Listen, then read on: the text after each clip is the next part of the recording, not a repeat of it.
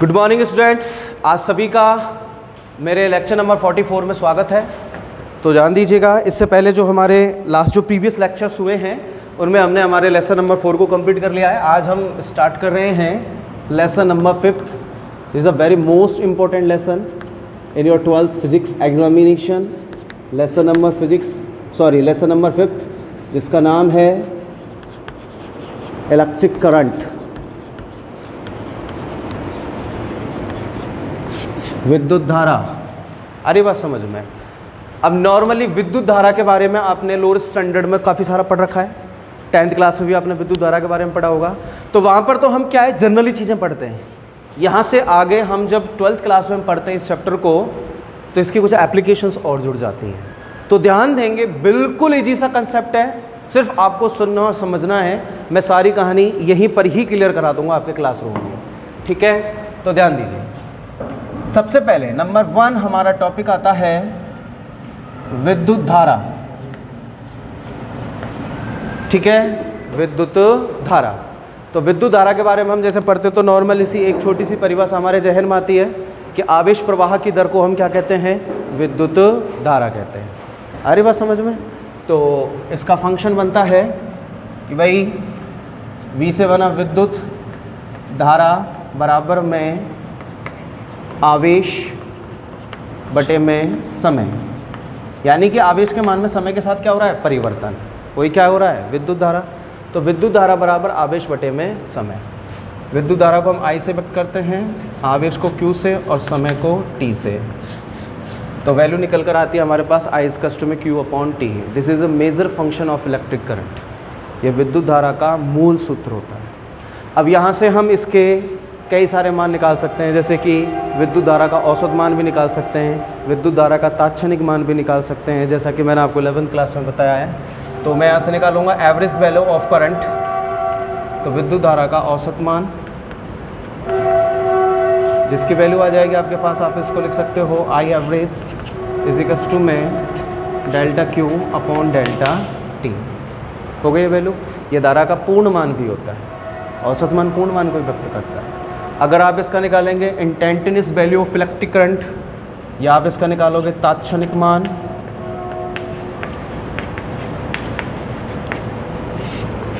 तात्क्षणिक मान अगर आप इसका निकालोगे तो आप क्या लोगे, ऑब्वियसली सी बात है, लिमिट है। जैसे कि आप जानते हो कि I average is equals to में डेल्टा Q/डेल्टा T, ठीक है। अब आप लिमिट लोगे तो एवरेज के साथ लिमिट चल रही है, तो लिमिट समय के मान में कमी लाओगे तो आवेश के मान में परिवर्तन भी कम होगा। तो आपने लिख दिया डेल्टा Q/डेल्टा T। तो वास्तविकता में जो वैल्यू है वो कितनी निकल कर आ जाएगी बेटा, dQ/dt। तो विद्युत धारा का पूर्ण मान कितना निकल कर आ गया, सॉरी तात्क्षणिक मान I इज कस्ट में dQ/dt। तो 3 मान मैंने आपके सामने शो ऑफ किए। सबसे पहले करंट का मूल मान I इज कस्ट में Q/T, जो आप लोअर स्टैंडर्ड से पढ़ कर आ रहे हैं। उसके बाद औसत मान, औसत मान के बाद तात्क्षणिक मान, ठीक है ना। अब हम इसके बारे में थोड़ी सी और जानकारी लेते हैं। Units of the electric current, विद्युत धारा का मात्रक क्या होता है। तो विद्युत धारा का जो मात्रक है, नॉर्मली आप जानते हैं जैसे कि मेनली फंक्शन होता है I इज कस्ट में Q/T। तो Q चार्ज होता है कूलाम, T समय होता है कूलाम प्रति सेकंड। तो अकॉर्डिंग टू फंक्शन और SI यूनिट कूलाम पर सेकंड, जो कि कितने के बराबर होता है बेटा, एम्पियर। कितने का बराबर होता है, एम्पियर। तो उसको हम नॉर्मली किससे व्यक्त करते हैं, A से। आ रही बात समझ में। तो कूलाम प्रति सेकंड या ampere. After all now we are calculating the dimension of current. बीमा निकालोगे तो वही फंक्शन होता है I इज कस्ट में Q/T। तो इसकी बीमा क्या आ जाती है, एम्पियर। कैसे आती है, I इज कस्ट में Q की होती है A1 T1, ठीक है। टाइम की कितनी हो जानी है, T1। कितनी निकल कर आ रही है, A1, ओके। वैसे जनरली अब नोटिफिकेशन पॉइंट है, नोटिफिकेशन पॉइंट तो आप जितना चाहो उतना निकाल सकते हैं, choice is yours, depend on yourself. आ रही बात समझ में। लेकिन मोस्टली अकॉर्डिंग अवर सिलेबस, हम हमारे सिलेबस के अकॉर्डिंग बात कर रहे हैं, केवल राजस्थान बोर्ड। तो अगर इसके थोड़ी बहुत भी अगर आप नोटिफिकेशन पॉइंट पर फोकस करना चाहो, तो जैसे कि मैं एक आपको बताता हूँ I इज कस्ट में Q/T। तो यदि if we condition of desire Q is कस्ट में मैंने कितना मान लिया, 1 कूलाम, और टी इज़ टू मैं कितना मान लेता हूँ 1 सेकेंड, ठीक है। तो आई इज़ टू में 1 कूलाम बटे में 1 सेकेंड वास्तविकता में कितने के बराबर हो जाएगा, 1 एम्पियर के बराबर हो जाएगा, होगा कि नहीं होगा। अब आपसे कोई इसका मान पूछे हिंदी में कि भाई इस कंडीशंस को शो ऑफ करो, तो आप कैसे करोगे। आप बता सकते हो कि सर यदि किसी चालक में 1 सेकंड में 1 कूलम का आवेश प्रवाहित हो रहा है, I am repeat this value, कि यदि किसी चालक में 1 सेकंड में 1 कूलम का आवेश प्रवाहित हो रहा है, तो इस स्थिति में उस चालक में प्रवाहित विद्युत धारा कितने एम्पियर की होगी, 1 एम्पियर की होगी। कितने एम्पियर की होगी बेटा, 1 एम्पियर की। तो ये चीज़ आपको ध्यान रखनी है, ठीक है। आफ्टर ऑल दूसरा नोटिफिकेशन पॉइंट, जनरली हर किसी बच्चे के जहन में एक बात आती है कि सर विद्युत धारा है कैसी राशि। Now we are calculating the quantities of current. हम देखना चाहते हैं कि विद्युत धारा है कैसी राशि।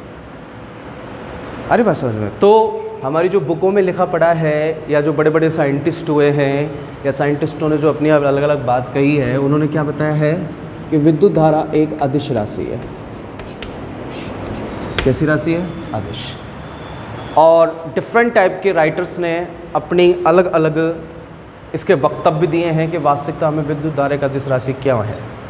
जनरली अगर हम बात करें माध्यमिक शिक्षा बोर्ड राजस्थान अजमेर में आपका जो बुक की जो लैंग्वेज दे रखी है, उसमें इसका सत्यापन भी दे रखा है कि वास्तविकता में जो विद्युत धारा होती है वो एक अदिश राशि क्यों है। उसका सबसे बड़ा लॉजिक है कि अकॉर्डिंग योर बुक, आपकी बुक कहती है कि सर वास्तविकता में विद्युत धारा अदिश राशि इसलिए है क्योंकि ये सदिशों के सदिश योग त्रिभुज नियम का पालन नहीं करती, ठीक है ना, क्योंकि ये जंक्शन बिंदु का नियम को फॉलो नहीं करती। दूसरा, अन्य किताबों में जैसे कि एस.सी. वर्मा है, एस.सी. वर्मा के अकॉर्डिंग इसका लेख दे रखा है कि ये सदिशों के अदिश गुणन के ये का भी पालन नहीं करती। जैसे कैसे नहीं करती सर, आपने देखा होगा कि आपके सामने मैं 2 आकृतियाँ बना रहा हूँ, नंबर 1 और नंबर 2। देखिएगा, ठीक है, एक आकृति ये बना दी मैंने, एक आकृति मैंने ये बना दी, टेढ़ी मेढ़ी जिगजैग टाइप की कोई भी आपने आकृति बनाई, 2 आकृति बना दी, ठीक है बेटा। मैं केवल इस चीज़ को प्रूफ करना चाह रहा हूं कि वास्तविकता में विद्युत धारा एक अदिश राशि क्यों है। If we one rare case, अगर कोई भी कैंडिडेट आपसे पूछेगा how can you prove this value कि current is a scalar quantity, तो आप उसको बताएंगे देखिए मैंने यहाँ पर ये 2 चालक तार लिए हैं। पहली जो आकृति है इसको मैं एक रास्ता मान लेता हूँ कि ये कोई रास्ता है अकॉर्डिंग द वेक्टर फैलो, ठीक है, कोई रास्ता है। इस रास्ते पर कोई भी कैंडिडेट यहाँ पर खड़ा हुआ है, ये कैंडिडेट यहाँ खड़ा हुआ है। अब बेटा ये कैंडिडेट यहाँ पर चल रहा है तो इसका वेग अधिकतम होगा, यहाँ पर थोड़ा इसका वेग कम होगा, यहाँ पर थोड़ा और कम होगा, फिर बैलेंस हो जाएगा, फिर बढ़ेगा, फिर सामान्य होगा, फिर घटेगा, फिर सामान्य होगा, फिर बढ़ेगा, फिर घटेगा, फिर सामान्य होगा, लगातार ऐसे चलता रहेगा ना, जाएगा ना। यहाँ पर ही आ रहा है तो कुछ ना कुछ एंगल बना रहा है, यहाँ पे भी आ रहा है तो कुछ ना कुछ एंगल बना रहा है, फिर यहाँ से नीचे आएगा तो यहाँ पर इस स्थिति पहुँचने के बाद कुछ ना कुछ एंगल बनाएगा, और यहाँ से यहाँ तक पहुँचने में कुछ ना कुछ तो समय लेगा कि नहीं लेगा, टाइम लेगा कि नहीं लेगा, लेगा ना टाइम, ऑब्वियस सी बात है टाइम लेगा। यानी कि यहाँ से यहाँ तक पहुँचने में समय पश्चात आपके पास निकल कर आ रही है, तो ये तो हो गई सामान्य कंडीशंस, ठीक है ना। अगर अब हम बात करें करंट की, तो जैसे कि मान लेते हैं according for the second situation, ये एक चालक तार मान लिया मैंने और ये कोई एक बिंगडेल आकृति का कोई भी एक चालक तार है, ठीक है। अब इस चालक तार में मैंने आपसे देखा कि भाई यहाँ पर मैंने आई करंट फ्लो कराया, कैपिटल आई मान की धारा इसमें प्रवाहित की। मान लीजिए 10:40 पर यहाँ पे कैपिटल आई मान की हुई, तो नैनो सेकंड का कन्वर्जन तो खैर हम कैलकुलेट करते नहीं है समय पश्चात में, लेकिन माना जाता है अकॉर्डिंग टू एक्सपेरिमेंट, प्रयोगों के अनुसार यह माना गया कि अगर 10:40 15 सेकंड पर, फॉर एन एग्जाम्पल 10:40 15 सेकंड पर यहाँ से करंट छोड़ा गया, तो इसके फाइनल पॉइंट पर भी उतने ही समय में उतने ही परिमाण का करंट पहुँचेगा कि नहीं पहुँचेगा, पहुँचेगा कि नहीं पहुँचेगा, 100% पहुँचेगा। आप यहाँ से एक वायर लीजिए, उसको 2000 किलोमीटर दूर ले जाइए, आप यहाँ से उसको प्लग में लगाइए, तुरंत वहाँ पर करंट पहुँचेगा कि नहीं पहुँचेगा। दैट मीन्स उसने तो समय की समय पश्चात को ही समाप्त कर दिया। दैट मीन्स वो यहाँ पर किसी भी एंगल को फॉलो कर रहा है क्या, नहीं कर रहा है। अगर वो एंगल को फॉलो कर रहा होता तो वो has it is same time में वहां पर नहीं पहुंचता, कुछ ना कुछ तो वो समय लेता। जैसे कि ये एंगल को फॉलो कर रहा है कि नहीं कर रहा है, कर रहा है ना। तो यहां पर सदिशों के अदिश गुणन के नियम का पालन हो रहा है कि नहीं हो रहा है, हो रहा है कि नहीं हो रहा है। लेकिन क्या यहां पर हो रहा है क्या वो पालन, नहीं हो रहा है ना। That means current is equals to scalar quantity. यहां से सिद्ध होता है कि विद्युत धारा एक कैसी राशि है, अदिश राशि। ठीक है, तो ये नॉर्मली कंडीशंस हैं करंट की, जिसमें मैंने आपको उसकी डेफिनेशंस के बारे में बताया, उसकी वैल्यूशन के बारे में बताया। आफ्टर ऑल मैंने आपको यूनिट्स, उसकी डायमेंशन और मैंने आपको 1 एम्पेयर की परिभाषा भी बता दी। बाकी ये नॉर्मली परिभाषा 1 एम्पेयर की अंतर्राष्ट्रीय परिभाषा भी काफ़ी ठीक है। देखो चाय भी पी लेनी चाहिए बीच बीच में, सेहत के लिए फ़ायदेमंद होती है। ठीक है, ठीक। नाउ अब हम बात करते हैं आगे।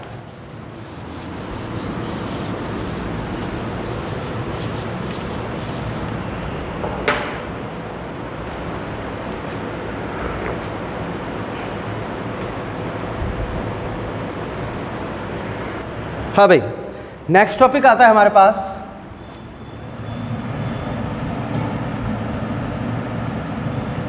धारा घनत्व, जिसको हम बोलते हैं करंट डेंसिटी। धारा घनत्व जिसको हम बोलते हैं करंट डेंसिटी। नॉर्मल सा टॉपिक है, नॉर्मल सा। आपसे अगर कोई भी कैंडिडेट ये पूछे कि sir what is current density, धारा घनत्व क्या है, तो आप सिंपल से एक बात बताओगे उसको कि सर किसी भी चालक के, सबसे पहले मैं उसकी परिभाषा बोल रहा हूँ, परिभाषा सुन लीजिएगा। किसी भी चालक के एकांक अनुप्रस्थ काट के क्षेत्रफल में से, किसी भी चालक, एकांक अनुप्रस्थ काट का मतलब क्रॉस सेक्शन। अरे बस समझ में, जैसे ये चौक है तो ये चौक का ये वाला जो हिस्सा दिख रहा है ना, ये इसका अनुप्रस्थ काट है, क्रॉस सेक्शन है। तो किसी भी चालक के अनुप्रस्थ काट के क्षेत्रफल में से होकर लंबवत गुजरने वाली, और वो भी कौन सी, लंबवत गुजरने वाली विद्युत रेखा किसके मान को व्यक्त, सॉरी विद्युत धारा किसके मान को व्यक्त करती है, धारा घनत्व के मान को व्यक्त करती है। तो नॉर्मल सी क्या परिभाषा बन गई कि किसी भी चालक के एकांक अनुप्रस्थ काट के क्षेत्रफल में से होकर लंबवत गुजरने वाली विद्युत धारा का मान या विद्युत धारा किसको व्यक्त करेगी, धारा घनत्व। धारा घनत्व सामान्यतः एक वेक्टर क्वांटिटी है, एक सदिश राशि है। अरे बात समझ में, जिसको हम सामान्यतः जे से, जे फॉर जग, जे से क्या करते हैं, व्यक्त या प्रदर्शित करते हैं। तो देखो बेटा, धारा घनत्व का नॉर्मली फंक्शन बनता है धारा घनत्व बराबर में विद्युत धारा बटे में क्षेत्रफल। धारा घनत्व बराबर में विद्युत धारा बटे में क्षेत्रफल। Conditions, J is equals to I upon S. Here J is equals to current density, I is equals to current and S is equals to area, cross section area. अरे बात समझ में। अब इसके भी वही दो मान निकलते हैं, एक एवरेज वैल्यू निकलती है और एवरेज वैल्यू के बाद इंस्टेंटेनियस वैल्यू निकलती है। तो दोनों मैं आपके सामने लिख रहा हूँ, J is equals to delta I upon delta S, average value of the current density. J is equals to instantaneous value निकालेंगे तो limit delta t tends to 0 then delta I upon delta S, show this value di upon ds। Okay, this is equals to current density's function, धारा घनत्व। ठीक है, normal सा इसके मात्रक होते हैं भैया, मात्रक मैं इसके ओरिजिनल फंक्शन से निकाल रहा हूँ, जिस equals to I upon S, ampere per metre square, ampere per metre square. Dimension बिमा, बिमा J is equals to I upon S, that means A1 L minus 2. You know, this is the dimensions of the current density. This is the normal structure of current density, धारा घनत्व। तो simple से याद रखनी है sir, किसी भी चालक के एकांक अनुप्रस्थ काट के क्षेत्रफल में से होकर लंबवत गुजरने वाली विद्युत धारा किसको व्यक्त करती है, धारा घनत्व। ठीक है, नॉर्मल सा। अब देखो बेटा, अब जब हम यहाँ से आगे इस चैप्टर में आगे की ओर धीरे धीरे बढ़ने लगते हैं, बिकॉज ये चीज़ें आपको छोटी छोटी इसलिए दिखाई दे रही हैं क्योंकि ये चीज़ें आपकी पड़ी हुई हैं तो आपका सीक्वेंस बना हुआ है। तो चलिए आगे चलते हैं। नेक्स्ट हमारा अगला टॉपिक आता है ओम का नियम।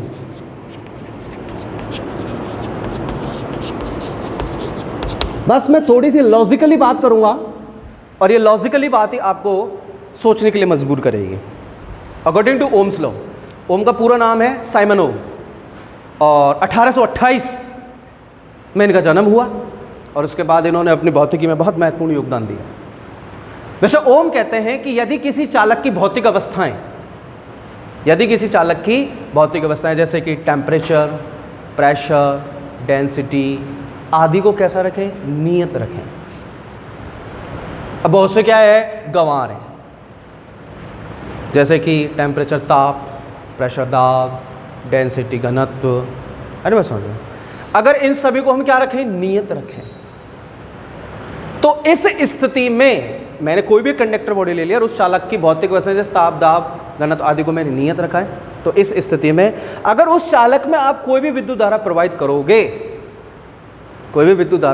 करोगे तो उस चालक में विद्युत धारा प्रवाहित करने पर उस चालक के सिरों के मध्य जो उत्पन्न विभवांतर है वो उस धारा के कैसा होगा, समानुपाती। और ये चीज़ आप 10th स्टैंडर्ड में भी अच्छे से पढ़कर आ रहे हैं। तो अकॉर्डिंग टू ओम्स लॉ, ठीक है, मेरे पास ये कोई भी एक कंडक्टर है, चालक, ठीक है बेटा, इस चालक में मैंने कैपिटल I मान की धारा को प्रवाहित कर दिया और इस चालक की भौतिक अवस्था है जैसे कि ताप, दाब, घनत्व सब आदि कैसा है, नियत है। तो इस कंडीशन में this is the initial point A and final point B। तो जैसे इस चालक में मैंने कैपिटल I मान की धारा प्रवाहित की तो इस स्थिति में इस चालक के सिरों के मध्य उत्पन्न विभवांतर B इस चालक में प्रवाहित विद्युत धारा I के कैसा होगा, समानुपाती। तो वैल्यूशन क्या निकल कर आएगी, V समानुपाती I। बैलेंस करेंगे, V बराबर RI। आप पूछोगे R क्या है सर, R एक नियतांक है। क्या है बेटा, एक नियतांक है जिसे हम क्या कहते हैं, उस चालक का प्रतिरोध, बोले तो रेसिस्टेंस। ये क्या हो गया, प्रतिरोध। This is the simple Ohm's law, ठीक है। और शायद यही चीज़ें आपने 10th क्लास में पढ़ी है, यार बात समझ में। ओके, दूसरी सबसे चीज़, इंपॉर्टेंट चीज़, अभी इसकी बहुत सारी बारीकियां हैं जो आएंगी आगे, टॉपिकों के साथ आगे बढ़ती हुई चलेंगे। अब हमारे पास एक नई चीज़ आ गई, प्रतिरोध। तो हमारा अगला टॉपिक बन गया प्रतिरोध। टॉपिक बनने में देर थोड़ी लगती है। अगला टॉपिक क्या बन गया, प्रतिरोध। प्रतिरोध एक प्रकार का ब्रेकर है।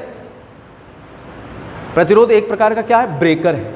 तो आपसे कोई पूछेगा what is the definition of the resistance, प्रतिरोध किसे कहते हैं, तो आपके पास जवाब होगा कि किसी चालक में प्रवाहित विद्युत धारा के मार्ग में उत्पन्न बाधा या रुकावट को ही हम क्या कहते हैं, प्रतिरोध कहते हैं। तो प्रतिरोध क्या है कि किसी चालक में अगर कोई विद्युत धारा बह रही है तो उसके मार्ग में जो बाधा या रुकावट उत्पन्न करेगा वही क्या कहलाता है, प्रतिरोध कहलाता है। जनरली हम इसको किससे व्यक्त करते हैं, R से। अरे बात समझ में। तो according this function, according to Ohm's law, तो ओम के नियम से, ओम के नियम से आपने पढ़ा V बराबर IR। ओके, तो R इज कस्टम कितना जाएगा बेटा, V अपॉन R, ठीक है। This is the major function of resistance, R is custom है V upon I। Okay, this is the unit volt प्रति एम्पियर, वोल्ट प्रति एम्पियर किसका मात्रक हो गया, प्रतिरोध का, जो कि वास्तविकता में कितने के बराबर होता है, ओम के बराबर होता है। कितने के बराबर होता है, ओम, ठीक है ना। और ओम का साइन मार्क ये होता है, ठीक है, इसका ओम, ठीक है। Now the dimension of resistance R is equals to में V अपॉन I, ठीक है। अब इसको आपको रटने की जरूरत नहीं है, डायमेंशन कंसेप्ट क्लियर होना चाहिए। सबसे पहले V की निकालो, V इज इक्वल्स टू में W अपॉन Q, ठीक है। विभव बराबर में कार्य बटे में आवेश, इससे पहले वाले चैप्टर्स में पढ़ा है मैंने आपको। Here work done M1 L2 T-2, you know, and charge A1 T1, तो B की डायमेंशन क्या कैलकुलेट हो जाएगी बेटा, M1 L2 T प्लस 1 है, ऊपर जाएगा तो किसका बन जाएगा, माइनस का, तो T माइनस 3 और A माइनस 1 रखिएगा। R इज इक्वल्स टू में V अपॉन R। ओके, आपने B की डायमेंशन यहाँ से कैलकुलेट की है, कितना बन गया, M1 L2 T minus 3 A minus 1। Okay, and divide by ampere, विद्युत धारा है ए भी अपग्रेड होगा तो ऊपर जाएगा, क्या बन जाएगा, A माइनस 2। तो the dimension of the resistance M1 L2 T minus 3 A minus 2, the dimension of the resistance. ठीक है, ये नॉर्मल से हमने जो जानकारी पढ़ी है ये किसके बारे में पढ़ी है, प्रतिरोध के बारे में। ठीक है, according your pattern, according your syllabus and also according your book, कुछ नोटिफिकेशंस पॉइंट दे रखे हैं आपके बुक में, जिनको मैं आपको बता देता हूँ। अभी हाथों हाथ क्लियर कर देते हैं हम। ये पूरा ओम का जो सत्यापन है वो मैंने आपके सामने किया है। अब मैं इसके नोटिफिकेशन पॉइंट बता रहा हूँ। सबसे पहला पॉइंट, नोट, हमेशा याद रखना किसी भी चालक का प्रतिरोध उस चालक की प्रकृति पर निर्भर करता है। ध्यान रखना में से इस बात, किसी भी चालक का प्रतिरोध उस चालक की नेचर, बोले तो प्रकृति पर क्या करता है, निर्भर करता है। जिसकी जैसी प्रकृति उसका उतना ही प्रतिरोध। अरे बस समझ में कैसे करता है, ध्यान दीजिए। आपसे कोई पूछेगा कि how can the dependent on the resistance on matter nature, कि किसी भी चालक का प्रतिरोध उस चालक की प्रकृति पर निर्भर कैसे करता है, तो आप उसको कैसे जवाब दोगे। हम जानते हैं सर कि किसी भी चालक का जो प्रतिरोध है वो उस चालक की लंबाई के तो कैसा होता है, समानुपाती, और उस चालक के अनुप्रस्थ काट के क्षेत्रफल के कैसा होता है, व्युत्क्रमानुपाती। दैट मीन्स या आपके पास कोई भी एक कंडक्टर बॉडी है या कोई भी एक चालक है, ठीक है बेटा, ये हो गया उसके अनुप्रस्थ काट का area L, and this is the area. Okay, अब ये लीजिए, इसको मैंने एक बैटरी से कनेक्ट कर दिया है। ठीक है, एक बात आपको मैं और याद रख देता हूं, जैसे कि ये चालक है, थोड़ा सीख लीजिएगा, ये चालक है, इस चालक को मैंने एक बैटरी से कनेक्ट किया है, कर दिया बेटा, तो यहाँ से धारा बहने लगेगी कि नहीं लगेगी। हमेशा याद रखना बेटा, धारा सदैव प्लस से माइनस की ओर बहती है। किधर से किधर की ओर, प्लस से माइनस की ओर। इस चालक का ये सिरा पॉजिटिव टर्मिनल के साथ जुड़ा हुआ है तो ये सिरा धनावेशित हो जाएगा, ये नेगेटिव टर्मिनल के साथ जुड़ा हुआ है तो ये ऋणावेशित। जिस दिशा में विद्युत धारा बहती है, जैसे फॉर एन एग्जांपल विद्युत धारा प्लस से माइनस की ओर बह रही है, this is the direction of current. तो याद रखना इलेक्ट्रॉन जो होंगे ना इस चालक के अंदर, जो मुक्त इलेक्ट्रॉन है वो सदैव विद्युत धारा की विपरीत दिशा में गति करते हैं। ये चीज हमेशा याद रखना, इलेक्ट्रॉन्स सदैव विद्युत धारा की विपरीत दिशा में गति करेंगे, जबकि जो धनावेश है वो सदैव विद्युत धारा की ही दिशा में क्या करेगा, गति करेगा। अरे बात समझ में, जैसे कि चालक वस्तुएं बहुत इस प्रकृति में, जैसे कि धात्विक चालक कोई भी तार हो गया, ठीक है ना, विलयनी चालक जैसे सेलो के अंदर जो विलयन भरा हुआ होता है, ठीक है ना, कोई भी सेमीकंडक्टर होता है वो भी तो चालक ही है, अर्धचालक जैसे हम कहते हैं। तो सब में धारा को प्रवाहित करने वाले जो आवेश वाहक हैं वो अलग अलग हैं। जैसे कि धात्विक चालकों में धनावेश और इलेक्ट्रॉन्स होते हैं। अरे बात समझ में, विलयनों में के अंदर कौन होता है, धनायन और ऋणायन होते हैं। अर्धचालकों के अंदर क्या होते हैं, इलेक्ट्रॉन्स एवं होल होते हैं। अरे बात समझ में, तो सभी का अलग अलग कैटेगरीज है। तो मैंने कुछ एक छोटा सा नॉर्मली एक इंट्रोडक्शन दिया है। सबसे पहली बात तो किसी भी बैटरी से जो करंट फ्लो होगा वो प्लस से माइनस की ओर होगा। इलेक्ट्रॉन सदैव विद्युत धारा की विपरीत दिशा में गमन करेंगे और जो धनावेश होता है वो सदैव विद्युत धारा की ही दिशा में क्या करते हैं, गति करते हैं। ठीक है, आफ्टर ऑल मैं आपको यहाँ पर समझाना चाह रहा था कि यहाँ से ये कोई करंट फ्लो हो रहा है, कैपिटल आई मान की धारा प्रवाहित हो रही है, तो इस कंडीशन में मैं मान लेता हूँ सर इस चालक का प्रतिरोध कितना है, R है। तो बेटा इस चालक का जो प्रतिरोध R है ना वो इस चालक की लंबाई के तो कैसा होगा, समानुपाती, और इसका जो एरिया है उसके कैसा होगा, व्यत्कोणानुपाती हो जाएगा, व्यत्कोणानुपाती। तो अगर अब इससे क्या चीज स्पष्ट होती है कि भाई चालक की जितनी अधिक लंबाई होगी उसका प्रतिरोध उतना ही अधिक होगा। जैसे जैसे उसके अनुप्रस्थ काट का क्षेत्रफल बढ़ेगा वैसे वैसे उसका प्रतिरोध भी क्या होने लगेगा, घटने लगेगा, क्योंकि व्युत्कोणपाती है ना। और जितना आप एरिया को घटाओगे आर उतना ही बढ़ेगा। अगर एरिया बढ़ रहा है तो आर घटेगा। According question number first and also second, R is directly proportional and also inversely proportional L upon A. समानुपाती व्युत्कोणपाती, इसको हमने बैलेंस किया तो आर इज इक्वल टू में रो एल अपॉन ए। तो एक ये नया जानवर निकल कर आ गया रो। आप पूछोगे सर व्हाट इज रो? रो वैसे तो जनरली एक स्थिरांक है, लेकिन इसे हम क्या कहेंगे, प्रतिरोधकता। क्या कहेंगे, प्रतिरोधकता। Resistivity of any conductor body, किसी भी चालक की प्रतिरोधकता। मैं यहाँ से प्रतिरोधकता का मान भी निकाल सकता हूँ। तो देखिए मेरे पास मेजर फंक्शन निकल कर आ रहा है आर इज इक्वल टू में रो एल अपॉन ए, क्या आ रहा है। लेकिन यहाँ से अगर मैं रेसिस्टिविटी का फंक्शन निकालूं तो मैं क्या करूँगा, divide by 1, then rho L is equal to में आर ए। ओके, तो रो इज इक्वल टू में R A upon small L, आ गए फंक्शन। और रो क्या है यहाँ पर, रेसिस्टिविटी, प्रतिरोधकता है। Clear? After all the unit of resistivity मात्रक, निकाले मात्रक, तो रो इज इक्वल टू में R A upon L ohm into metre square upon metre. तो कितना आ जाएगा बेटा रो इज इक्वल टू में ohm into metre, the unit of resistivity. ठीक है ना। The same pressure the same process apply on this dimension of resistivity. आप इसकी यहाँ से बिमा भी निकाल सकते हैं। कैसे निकालेंगे, रो इज इक्वल टू में, ये सारी चीज़ें आपकी बुक में दे रखी हैं भाई, ध्यान रखना इन चीज़ों को, सारी की सारी चीज़ें एज इट इज दे रखी हैं। तो रो इज इक्वल टू में आर, ठीक है ना, आर ए अपॉन एल। अभी जस्ट मैंने आपको आर की बीमा निकालना बताया था। आर की बीमा थी m1 L2 T-3 A-2। Are की बीमा यही थी ना। अब देखो बेटा मीटर स्क्वायर अपॉन मीटर, तो ऑब्वियसली बात है ऊपर एक ही मीटर बच रहा है, एक ही मीटर बच रहा है, तो मैंने डायरेक्टली क्या लिख दिया, L1। अरे यहाँ पे L2 लिखूंगा बट्टे में L1, तो डायरेक्टली मैंने L1 लिख दिया। तो रो इज इक्वल टू में m1 L3 बिकॉज L2 और L1 L3 T-3 A-2,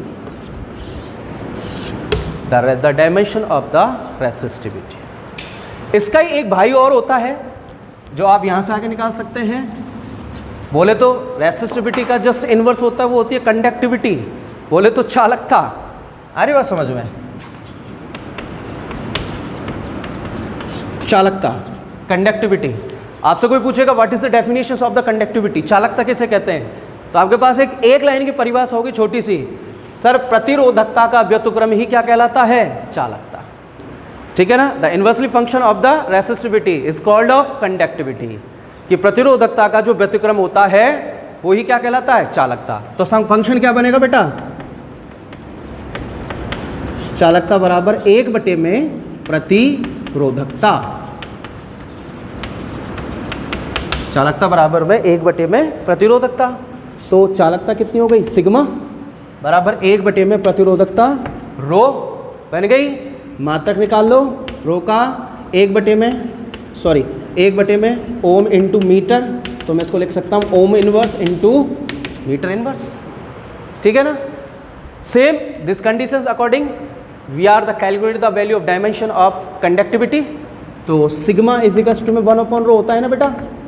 तो 1 में रो का मान रखेंगे आप बिमा m1 L3 T-3 A-2। ऊपर ले जाओगे तो बेटा ऑब्वियस इस बात का चिन्ह चेंज हो जाएगा सबका। कितना बन जाएगा, m-1 L-3 T3 और A2, the dimension of conductivity. ठीक है, अरे बात समझ में। तो ये हमने निकाला प्रतिरोधकता और चालकता।